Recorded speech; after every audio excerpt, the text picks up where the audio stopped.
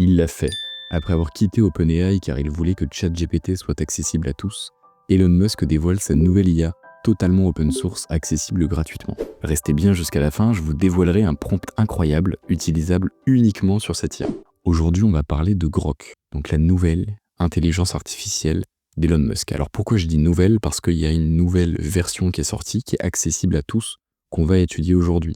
Elle est depuis quelques temps en développement et certains ont pu tester la bêta, mais maintenant vous pouvez y accéder totalement gratuitement, directement sur Twitter. Je vous montrerai ça juste après. Avant ça, j'aimerais bien qu'on revienne rapidement sur les origines. Grok, ça vient d'un roman qui s'appelle Un étranger en terre étrangère, qui a été écrit en 61, ou si vous voulez, dans ce roman-là, Grok est un terme martien qui signifie comprendre quelque chose profondément, au point de pouvoir s'identifier ou même de le devenir. Donc on comprend un petit peu l'objectif de cette intelligence artificielle. On connaît Elon Musk, il aime les significations importantes. X, par exemple, fait référence à la première entreprise qu'Elon Musk a montée, où il s'est entre guillemets un petit peu fait rouler par son associé. C'est une petite revanche. Et là, Grok, effectivement, ça signifie une compréhension très globale d'un sujet, et je trouve que cette IA apporte vraiment quelque chose de plus. Au-delà du fait qu'elle soit gratuite, je trouve pas que ce soit un concurrent direct à un Claude ou un ChatGPT. Les usages qu'on va en faire vont être vraiment très différents, et je vais vous montrer ça juste après. Il y a 3 points qui me semblent particulièrement importants à mettre en avant par rapport à cette IA. La première, ça va être le fait que les données soient en temps réel. Aujourd'hui, si vous suivez n'importe quelle actualité, je vous donne par exemple des actualités un peu tragiques qu'on a pu connaître en France, comme les attentats, etc. Le relais des informations les plus importantes se faisait sur Twitter. Pour la politique, c'est pareil. Tous les politiques sont sur Twitter et mettent des informations. C'est vraiment ce qu'on a, entre guillemets, de plus instantané en termes de canal de communication, parce que si vous suivez un petit peu la presse en France, il y a beaucoup d'articles qui citent justement des tweets. Après, évidemment, il faut pouvoir les analyser, etc. Mais en tout cas, ça nous permet d'avoir l'info la plus fraîche qui soit. Évidemment, il va falloir la décortiquer après pour comprendre le vrai du faux, etc. Et ça, c'est le premier point qui, pour moi, est super important. Quand vous êtes sur la page principale, vous avez plusieurs choses qui sont intéressantes. Donc là, c'est pour la sélection du modèle, évidemment. Là, c'est si vous voulez interagir avec un fichier, donc un PDF ou autre. Et là, vous avez en fait des trends, par exemple. Si vous cliquez sur l'une de ces trends, il va vous expliquer un petit peu pourquoi il y a cette trend, à quoi elle correspond, etc. Donc des fois, ça peut être intéressant quand on suit pas trop ce qui s'est passé. Donc ça, c'est pour la génération d'images, ça aussi. Donc là, Dromi, Pixar Character, on va l'essayer tout à l'heure pour la génération d'images. Roleplay with me, enfin on peut vraiment faire énormément de choses et vous allez voir en fait que toutes ces petites suggestions, elles vont changer à chaque fois. Normalement, si je le régénère une fois, que je le rafraîchis, vous voyez, tout a changé. Et du coup, des fois, ça va peut-être vous donner des idées. Donc là, si on met What's Trending, il va me dire un petit peu qu'est-ce qui se passe au moment et qu'est-ce qui est en vogue. Le deuxième, c'est la disponibilité. Aujourd'hui, il est gratuit pour tout le monde. Vous allez sur Twitter, vous allez juste aller dans Grok jusqu'ici, et vous avez accès à tout 100% gratuitement. Aussi bien à Grok à qui vous pouvez parler, poser vos questions, etc., qu'à Aurora, qui est un générateur d'images qu'on abordera juste après. Le dernier point, c'est le fait que Grok soit anti-woke. Alors anti-woke, ça veut pas dire grand-chose. Effectivement, certains considèrent que les ChatGPT, les Claude et compagnie sont woke et qui vont pas prendre au final de gros risques dans les réponses qu'ils vont vous donner, surtout sur la politique, etc. Sur Grok, on aura beaucoup moins ce problème-là. Il va peut-être aller sur des sujets un peu plus touchy, avec moins de réticence qu'un ChatGPT. Maintenant, ce que j'aimerais vous montrer, c'est simplement, on va lui poser une question. Donc juste ici, je lui ai dit, donne-moi des infos fraîches sur la composition du gouvernement français. Les résultats doivent dater d'aujourd'hui. Alors moi, je trouve ça important, parce qu'encore une fois, ce que j'aime beaucoup avec cette IA, c'est qu'on peut avoir des résultats qui sont vraiment très très frais. J'ai pas optimisé le prompt, je lui ai dit ce que je lui dirais si je pouvais faire une dictée vocale, j'aurais sûrement dit quelque chose comme ça. Donc on va voir un petit peu ce qui nous sort. Donc là déjà on voit qu'on a 2 parties en haut, une partie où il va nous donner les sites internet qu'il a pu consulter, parce qu'il consulte aussi les sites, et les posts qui sont associés. Et là on voit effectivement que sur la date de publication, il nous a bien écouté, il nous a donné des choses datées d'aujourd'hui. Quoi, il nous dit que François Bayrou a été nommé Premier ministre. Bon alors jusqu'ici on était au courant. Parmi les membres du gouvernement, on note Didier Migaud en tant que ministre de la Justice, donc ça pour le coup je savais pas. Donc effectivement, on peut avoir des informations super fraîches et sur plein de sujets. Sur plein de sujets, notamment sur les sujets qui concernent vos niches. Si vous avez une entreprise, si vous vendez quoi que ce soit, vous pouvez avoir vraiment les dernières informations sur des sujets bien particuliers. Et je vous montrerai à la fin le prompt idéal justement pour ce genre de requête. Qu'on va admettre que votre niche, c'est les panneaux solaires et qu'on ne veut pas rater les dernières actus à ce niveau-là. Qu'est-ce qu'il va nous raconter? Alors, projet installation Saint-Gervais, bon ça ok.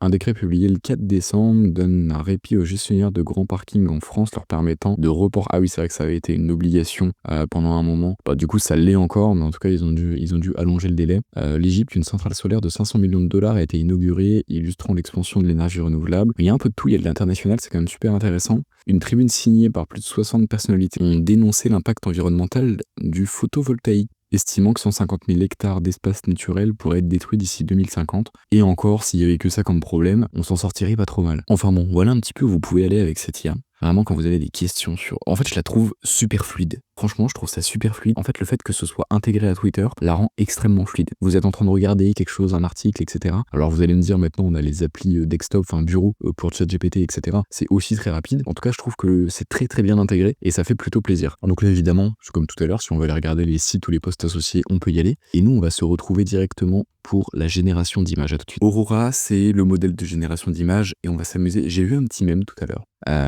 Vous allez voir c'est quoi, qui me fait bien rire. Et on va voir s'il peut me le refaire. Honnêtement, je sais pas du tout, ça va être un test en direct. Donc il n'y a pas une autre interface pour la partie image. Vous allez simplement au même endroit et vous allez écrire votre prompt. Moi j'ai mis créer un mème en 2 images. La première avec Macron, il m'a mis Macaron. Macron qui fait la tête avec écrit sortir des énergies fossiles. Et la seconde, toujours avec une bonne faute d'orthographe, on va le laisser. Macron heureux avec sortir un fossile sans énergie. Et évidemment en référence à notre cher François Bayrou. J'ai trouvé la vanne plutôt sympa. On se retrouve tout de suite pour le reel. Ok, bon, j'ai régénéré une fois sans changer le prompt ni rien. Vous avez juste à cliquer sur cette petite flèche ici. Donc là, on télécharge. Là, on peut copier. Là, on like, pouce en l'air, pouce pas en l'air. Bon, c'est pas incroyable, mais en vrai, pas si mal que ça. Hein. Là, pour un truc fait en quelques minutes, là, il y a un petit problème au niveau de l'orthographe. Mais je trouve que il y a un petit potentiel.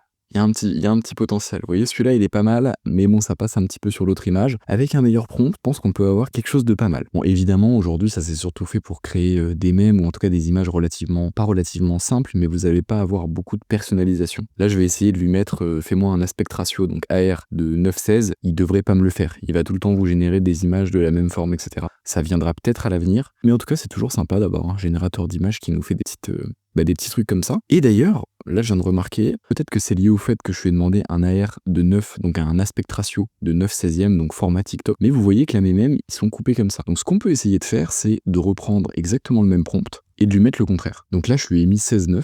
Donc, on va voir tout de suite si en mettant 16/9e, au lieu de me couper en 2 verticalement, il va couper en 2 horizontalement. Ça va être un bon petit test, honnêtement. Là, j'ai pas spécialement l'impression. Encore que, peut-être, ah non, pas du tout. Bon, voilà, on a fait des petits tests. Quoi, vous pouvez l'utiliser pour pas mal de choses, pour faire des mèmes, pour générer des choses qui seraient peut-être pas forcément acceptées ailleurs, parce que ce soit, du coup, Elon Musk et cette IA en particulier, sont quand même connus pour laisser au maximum notre liberté d'expression. Après, chacun en pense ce qu'il veut, est-ce qu'il aime pas, est-ce qu'il faut plus de régulation, ça c'est un autre sujet. Mais en tout cas, cette IA est à l'image d'Elon Musk à ce niveau-là. Bon, il n'y a pas grand chose d'autre à dire sur Aurora. Vous pouvez vous amuser, faire vos petits trucs, etc. Moi, pour les mêmes, je trouve ça sympa. Pour d'autres trucs, évidemment, on remplace pas du tout du Midjourney ou du Leonardo AI, mais à voir ce que ça donne. Et encore une fois, on est sur quelque chose de 100% gratuit, donc c'est plutôt agréable. Il y a une nouvelle fonctionnalité qui est super intéressante. Bon, là, j'ai tapé Mbappé, donc évidemment, on va connaître le contexte de tout ça, etc. Mais ce que je trouve sympa avec cette nouvelle fonctionnalité, c'est que vous allez sur une photo.